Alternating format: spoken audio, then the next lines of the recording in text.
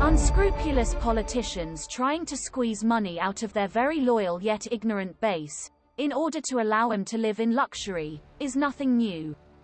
Adolf Hitler was opposed to smoking. He talked of banning it, but on the other hand he did appreciate powerful cars, nice hotels and an easy life. Cigarettes were big money, and controlling the habits of hundreds of thousands of smoking SA men was clearly a winner. Businesspeople Arthur Dressler and Ernst Steffens spotted this opportunity, particularly given their contacts in the SA. Dressler was a friend of SA leader Ernst Röhm. One of the most important costs in cigarette distribution was advertising. With a captive market and no need for publicity, funds would thus be freed, which could be put to other uses. One of these uses could be under-the-table payments to ensure the future success of the business. The problem was finding the cash to start a factory. The SA had around 30,000 Reichsmarks to invest, but that would not go very far. In stepped Jacques Bettenhausen, a businessperson who had made his fortune profiting from the footfall in railway stations where he sold reading material in kiosks. Starting out in Dresden, his business empire was not only throughout Germany but also in Poland and Hungary. Bettenhausen came in with an investment of 500,000 marks. As a result, Zigarettenfirma Sturm was founded and registered as the Zigarettenfabrik Dressler on 4 August 1929. The factory mainly produced 4 brands: Trommler, drummer in English, Alarm, Sturm, Storm, and Neue Front, New Front. They had different price levels. Neue Front was the most expensive brand, at 6 Pfennigs. Sturm cost 5, and Alarm 4. Trommler was the cheapest at 3 1/3 Pfennigs and, not surprisingly, was the most popular. By the time of the National Socialist seizure of power, they represented 95% of the company's sales. Despite the non-smoking Führer wanting to ban the practice, cigarette consumption doubled under the National Socialists. Let's have a look at some figures. There were 3 million in the SA at the time of the seizure of power.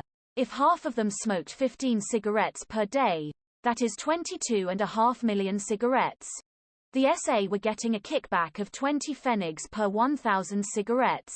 That is around 4,500 marks per day, or in today's money around €17,500, around €6.2 million per year.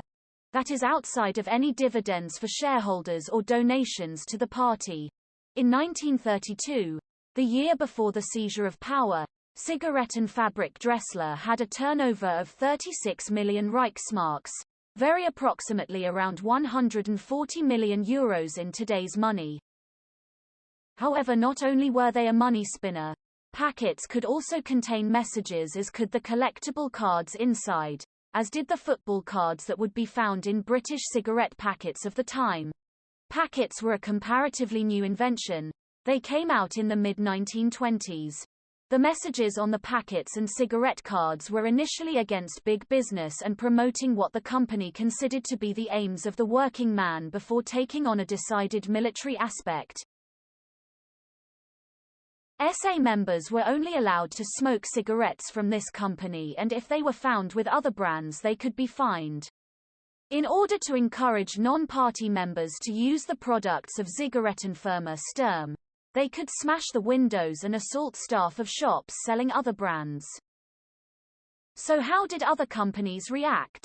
In June 1932, Philipp Furchtgott Reyentsma, owner of the Reyentsma Cigarette Company, met with Hitler, Hess, and Hitler's former sergeant and now head of the Nazi Party's publishing company, Max Amann.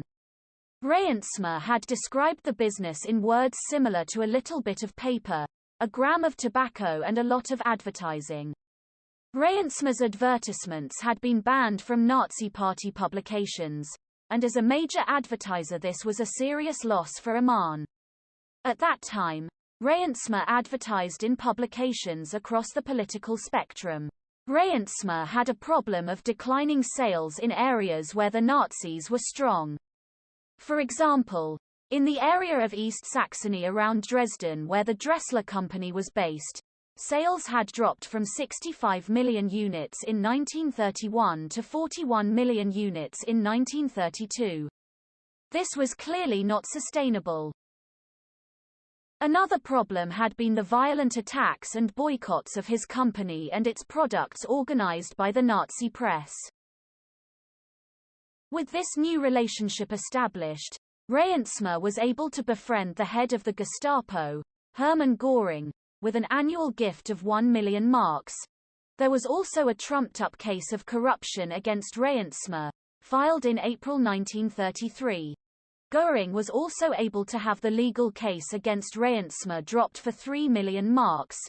Officially this money was paid to a fund for the good of German forestry and the Prussian landscape, but in effect it all went towards building Göring's private estate at Carron Hall. To ensure everything was good all round, Reihensma made donations to the National Socialist Party. The attacks on his company and its products came to an end. Reihensma had made a shrewd move. As far as Hitler was concerned, the National Revolution was now completed and he turned on the SA in June 1934. Hitler had the leadership of the SA killed in the Night of the Long Knives. This meant that the political backers of the Zigarettenfirma Sturm were now dead. The company had lost its support. The new SA Chief of Staff, Victor Lutz, switched his loyalty to Reihensma, cancelling the Sturm contract. Reihensma paid a fixed annual fee of initially 250,000 Reichsmarks to produce the SA's cigarettes as well as a one-off payment of 150,000 Reichsmarks in 1934. Reihensma probably did not vote for the National Socialists, but if he wanted to survive in business he had to deal with them.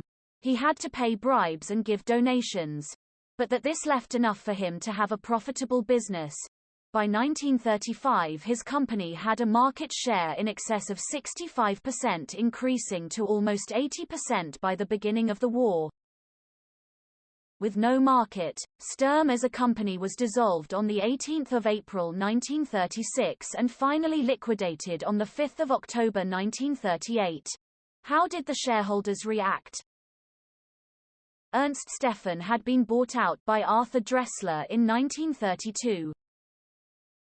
Arthur Dressler, the man who had the idea of the company in the first place, retired into obscurity.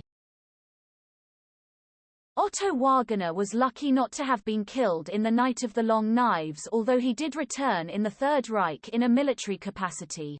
He died on 9 August 1971 aged 83.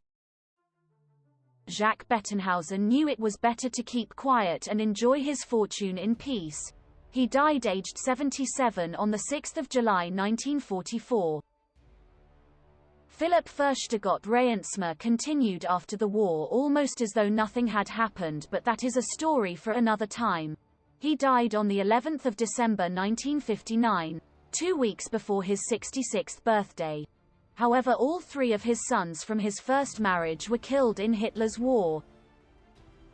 If you have found this interesting, then please subscribe. There are many videos on the Third Reich on this channel.